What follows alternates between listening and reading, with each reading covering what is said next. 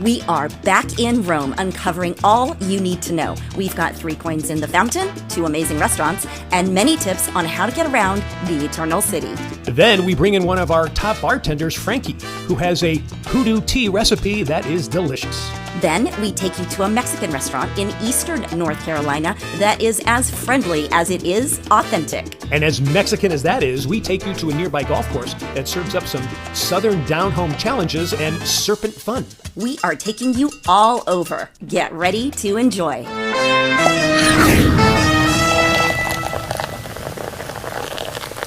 Salute, Jetsetters. We are in Roma, and frankly, we can't get enough of Roma. As you can see. Now, we have another Roman Jetsetter exploration for you.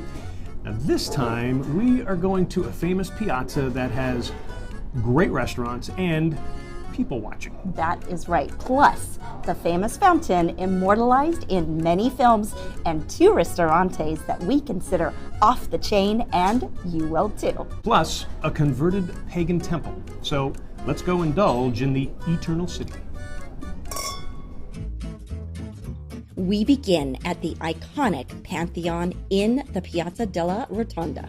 It is considered the best preserved monument of Imperial Rome. And you will want to take your time to drink it all in. It's pretty impressive, both inside and out. Make sure you look up. The circular opening at the top is known as the oculus. It's about 30 feet across and lets the only light into the Pantheon. The purpose was not only to illuminate the interior, but also let those inside envision the heavens. The original temple was built on the site in 27 BC under Emperor Augustus by his general Agrippa. Then it was entirely rebuilt in 120 AD by Emperor Hadrian. In 608 AD, it was turned into a church, and like other churches in Rome, a dress code is enforced, so short skirts or shorts and bare shoulders are not permitted. Today, it is also a great hangout for folks in the evening. It's free to enter, and audio guides are available for about €5. Another great spot for locals to hang out and take a stroll is Piazza Navona. In ancient times, this was a place for Roman circuses. Now it's a fabulous piazza to hang out and people watch, with lots of great eateries lining the borders. Now notice there are several well-known fountains here created by the famous sculptor and architect Bernini.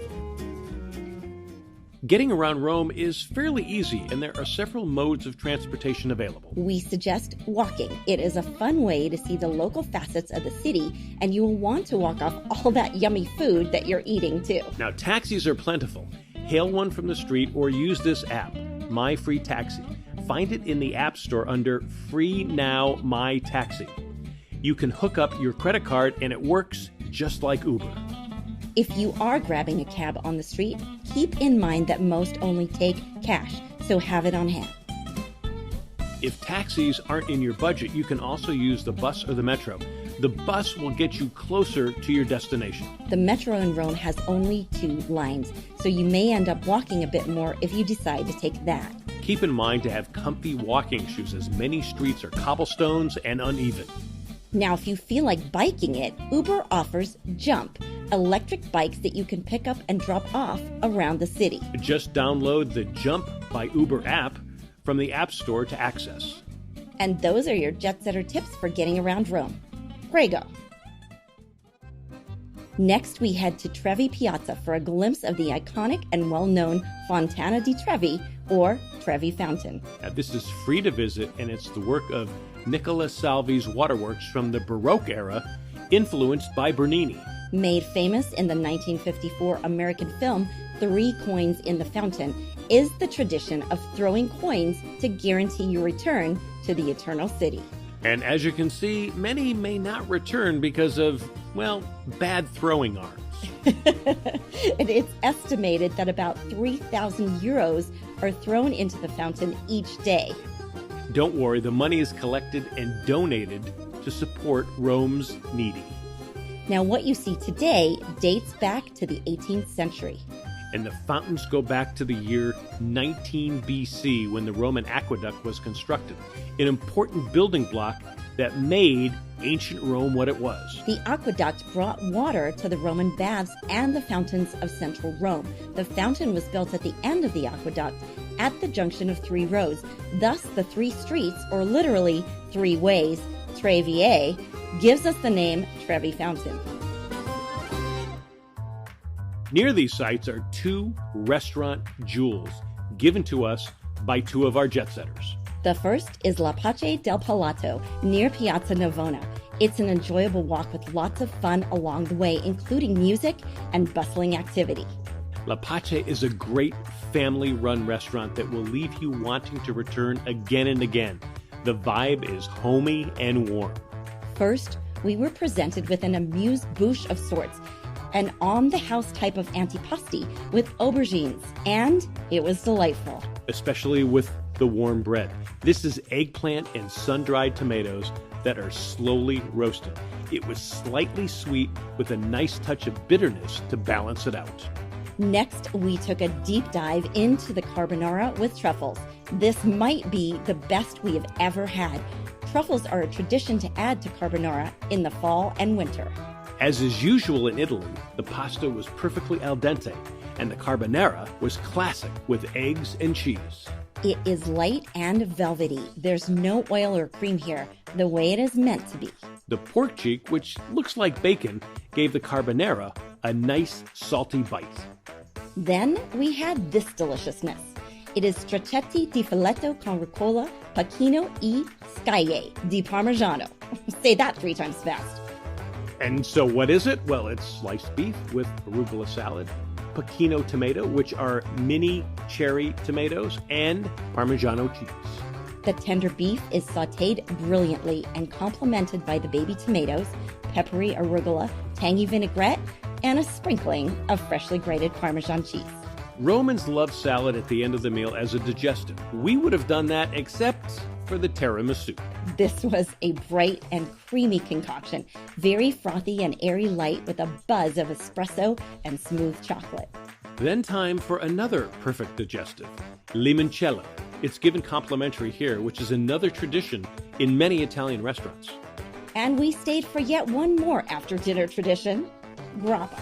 It was earthy and nutty. This might have been the smoothest grappa we ever had. La Pache was recommended by our jet setter friend, Kathy Ray, who was spot on and who had only been there a week before us. So we had some fun with Renato, the owner, and he easily remembered Kathy. This woman Yes, introduced us here. Do you remember her? yes, remember. Yeah. Yes. Yeah. Was she a good customer? Now, was she drunk and dancing on the tables? Yes. She was? Yes. Oh, okay. See? I told you. This next hidden gem came from our jet setter friend, Loris, who has been a longtime resident in Rome. He recommended Koso Wine Restaurant, a Roman-style eatery with a modern touch. And like Kathy, he nailed it. Koso is a locals hangout near the Spanish Steps, which we will share with you in another segment. We chose a local white wine, Illuminati Pecorino, made from the pecorino grape, not pecorino cheese. Yes, and if you can imagine a Prosecco without the bubbles, that's what this is like. Lots of citrus, dry but not too crisp, and no oak or butter. We suggest trying this because you probably can't get this outside of Italy. And it went perfectly with this appetizer, flowers of pumpkin and zucchini. Now the zucchini is lightly breaded and sautéed with a fresh sprinkling of sea salt. The flowers of pumpkin are a light pastry filled with mozzarella cheese, pureed pumpkin, and briny anchovies. You have to get this. It hits on all flavor levels and melts in your mouth. Next, we had a Koso house specialty, a baked potato. Sounds mundane, right? Wrong. This is Rome. The potato is baked in foil and stuffed with, wait for it, a classic carbonara filling. It is deliciously creamy and light on the inside, while the potato skin is nice and crispy on the outside. Sure, it is an appetizer, but it would complement any entree. And we highly recommend the bacala. This is salted fish. For this, it is shredded, then coated with egg wash and breadcrumbs, and then it's molded and sautéed in olive oil. The fish was sweet and mild in taste, but dense in consistency. And the sauce here is the key. It is a whipped up combo of chickpeas and prawns with a spicy salsa from Africa added in. For a New England boy who loves cod, this might be one of the tastiest fish recipes I have ever had. I would only have fish sticks this way.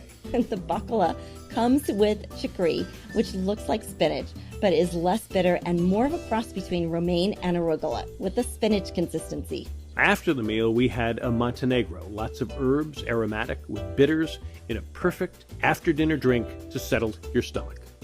Koso keeps its modern theme with plenty of TVs to watch football. Now, the Wi-Fi password is printed on the placemat along with the website, social media sites, email, and phone, so you can stay in touch with them. As modern as they are, they exude true Italian hospitality. It started raining pretty hard when we were about to leave, and they gave us an umbrella to take with us. Not worried about us ever returning it. And we used that umbrella quite a bit, and then later, when we departed, we left the umbrella with the hotel desk to pay the kindness forward to somebody else. In true familia style. We have given you a number of great restaurants here. Now, here's what's different, though, about Rome. Almost every restaurant you go into is fabulous, so don't be afraid to explore and try different things. Ciao, Bellas.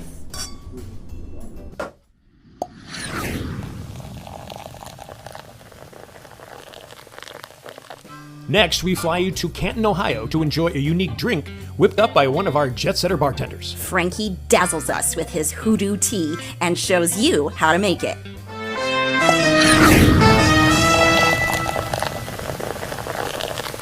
For a refreshing and extremely healthy drink to go with everything, try this one. It is called A1C, and it's conceivably the healthiest drink ever made. A1C is the first scientifically designed diabetic drink in the history of the world, and we love it. And it's just not for people with diabetes, although it is great for that. Anyone can enjoy the wonderful health benefits and delicious flavor. Go to A1CDrinks.com to try it and use coupon code JETSETTER1 for a 5% discount. Cheers, jet setters.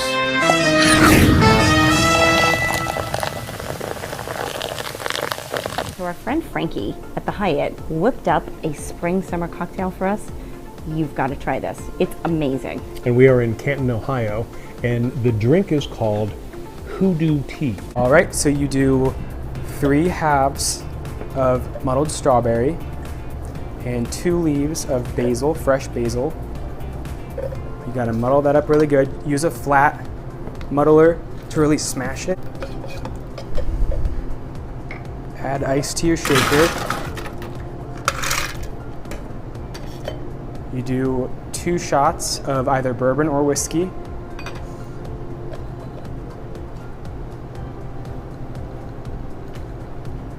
Crown Royal and usual whiskeys are a little bit sweeter. Bourbon's got a little bit more bitterness to it. And then I use this homemade sage simple syrup that really brings a great note to the drink. Like I use 2 cups of water. I add whole leaf sage into that water, bring that all the way to a boil, add the 2 cups of sugar, stir it up really good, let that sage sit in there, turn the flame off, and let that sit for about 20 to 30 minutes. Shake that up, and serve over ice. I mean, I had it in the middle of winter and it was delicious, but if people want a refreshing drink, it's awesome. Is it more of a gal's drink than a guy's drink? I wouldn't say so, because I mean, if you use the bourbon especially, if a guy doesn't like sweeter drinks, it's very even. It's not too overly sweet. The bourbon really evens it out to be a little bit more smooth of a drink instead of a sweet drink. It is good with Cajun food because Cajun food's always pretty spicy, so it's good to balance it out with some sweetness. My favorite part is definitely the sage simple syrup. I think it adds it's delicious. And I like that it doesn't taste overly strong as a drink, even though it's got 2 full shots of the whiskey in it. It just tastes almost like a sweet tea. It is the perfect spring summer drink, and that sage, that really makes the difference, because how often do you have a sage in a drink? Not that often. And then mixing it with basil. And the strawberries. The strawberries bring that fresh spring summer flavor to everything. And in this, muddling it the way he did, and he gave us a great tip in there, it's just phenomenal. Still ahead, we jet down to the Myrtle Beach area. First, some authentic Mexican, and then some down-home Southern golf. We are in Cozumel, Mexico. You may have noticed, but the majority of Undercover Jetsetter is shot on the iPhone. So that means you can create your own TV show. You may want to have great vacation videos. Well, we've made it easier for you with our book. It's called The TV Studio in Your Hand. It's a quick read, and you can get it here. So bring us along for your next vacation video or your new TV show. And welcome back. Charlotte, North Carolina is, well, it's right in between Myrtle Beach, South Carolina, and Wilmington, North Carolina. And it's a coastal beach town that for years just really catered to summer beachgoers. But it is also growing as many people are moving in. And that means more good restaurants. We found one that folks say is the best Mexican in the area. So we stopped into San Jose's Mexican restaurant in Charlotte, North Carolina. We wanted to find out why so many people were recommending it. Well, first, it has a great bar. You could sit here and have a cold one with friends and take in a ballgame. The food and the drinks measure up as well. We tried their Millionaire Margarita. Now, this was surprisingly fresh. It kind of had the feel of a skinny margarita. Not a lot of sugar, but plenty of fresh lime and orange that didn't drown out that gorgeous burnt taste of the Silver Patron. Another good sign, the freshly made guacamole. Our waiter, Kevin, whipped up the perfect guac with nice avocado chunks and a touch of cilantro. We got 2 sizzling fajitas. The first was the mixed fajita. This had chicken and steak. Now, the second was fajita texana, which had beef and chicken, but also shrimp. The beans, cheese, and rice were perfect complements to the sizzling fajitas. Now, the surprise hit may have been this fish dish, Piazza del Mar. It has tilapia, shrimp, zucchini, squash, corn, chipotle sauce, and rice. This was luscious and savory. Now, San Jose's has plenty of traditional Mexican dishes like this chicken burrito that was moist and flavorful. In addition, San Jose's has a different lunch menu that can take care of the business crowd in a quick way. We understand why this is a hangout that brings in people from miles away. San Jose's Mexican restaurant in Charlotte, North Carolina. You know, lots of golfers who actually come down to the Myrtle Beach area, they'll say that, they will make San Jose's one of their stops on each time they come down. Wow. Well, speaking of golf, when we come back, we will take you to a fun golf course not too far away that is named after a snake.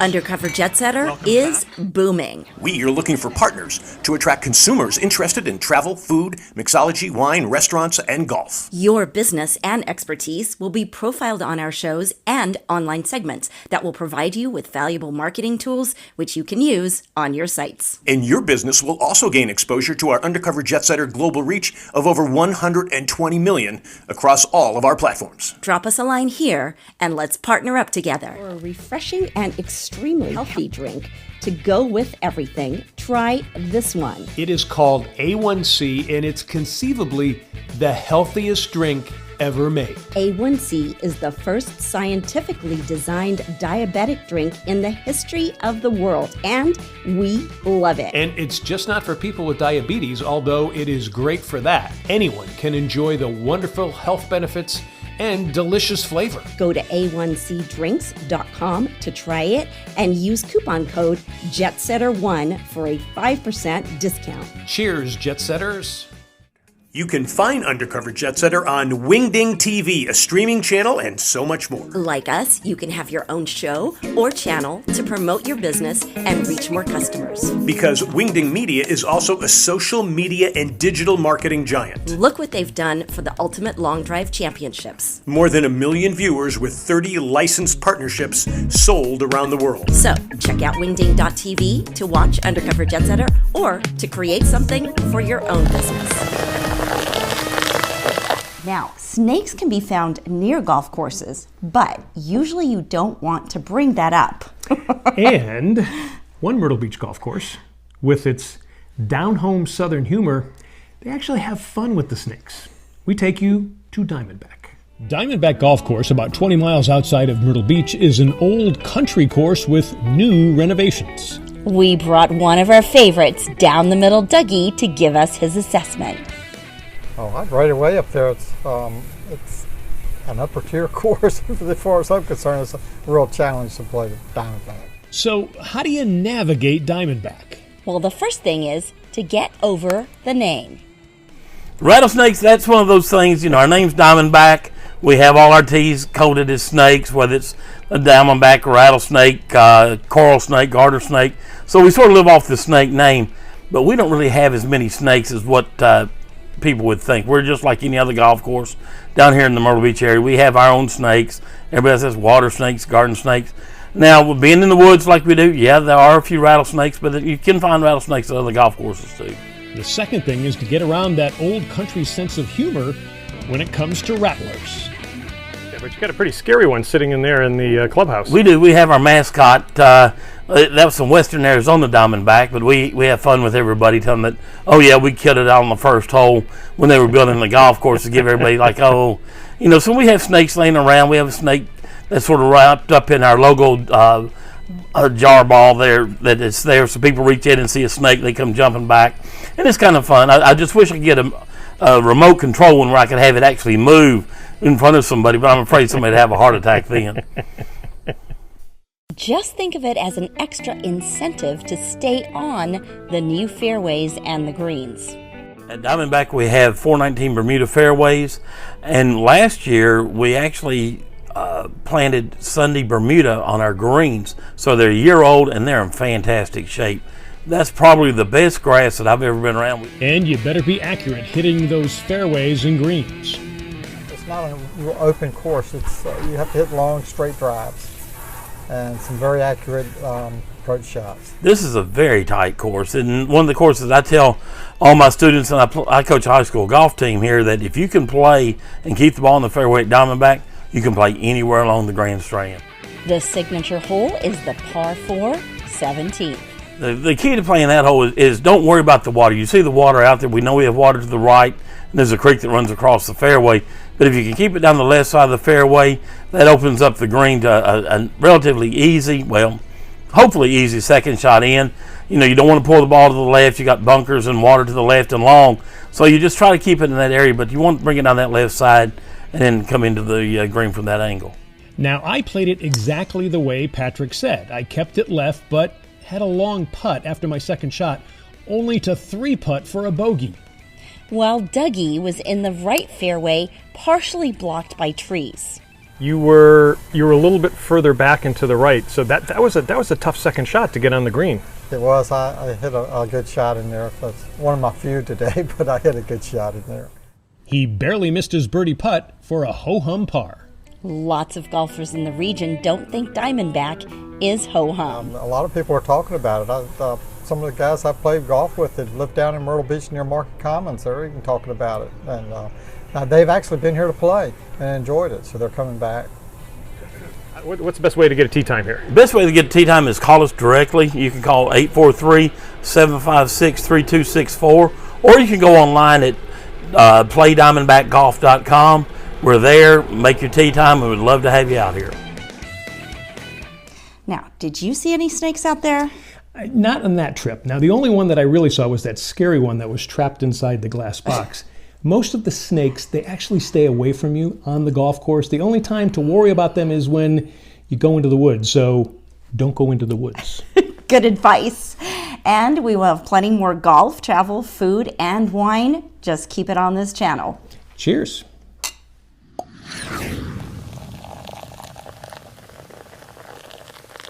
Delray Beach is booming with visitors and residents for many reasons. A big reason is the food. There are so many new and ethnically varied restaurants. One we heard about and had to try was Lionfish Delray with its modern coastal cuisine. The food, the drink, and our Undercover Jetsetter in-house guide were top-notch.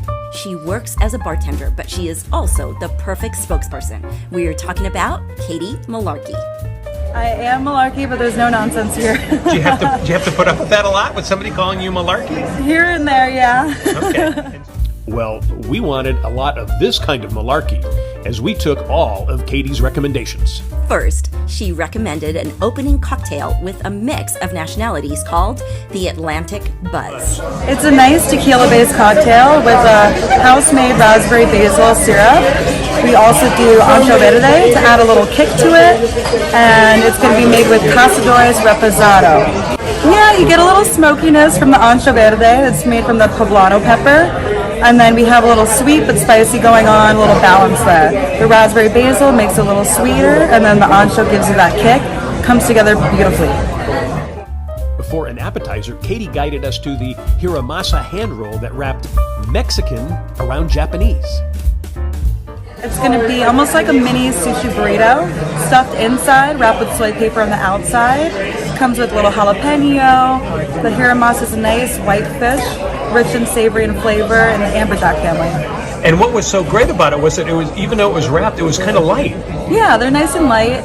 Comes with one for happy hour, so if you can get a few of them, feeling a little more hungry. But yeah, it's got a good crunch. You know we love the crunch.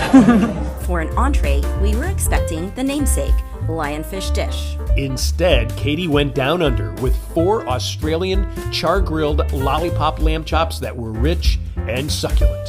So the lamb chops are going to be 4 lollipops. It's Australian, very high quality Australian. It comes with a walnut grummelade, so that adds a nice texture to the lamb. When you bite into it, you're going to get a little bit of those walnuts in there. It comes on top of a nice carrot butter, which adds a little bit of softness to the dish. And then we have rosemary ash sprinkled on there to pull it all together. It comes with a nice little bone marrow palm, is what we call it. It's essentially a hollowed out bone cut in half. You have a little bit of a marrow there, and then basically mashed potatoes inside. It was superb and paired nicely with a Pinot Noir. Now, Lionfish is a short walk from Hyatt Place, where we stayed and got our recommendation from the bartender, Chris. To find out more about Lionfish, go to their website, which is lionfishdelrey.com. You may not have noticed, but the majority of Undercover Jetsetter is shot on the iPhone. So that means you can create your own TV show, or you may want to have great vacation videos. Well, we've made it easier for you with our book. It's called The TV Studio in Your Hand. It is a quick read, and you can get it here. So bring us along for your next vacation video or your new TV show.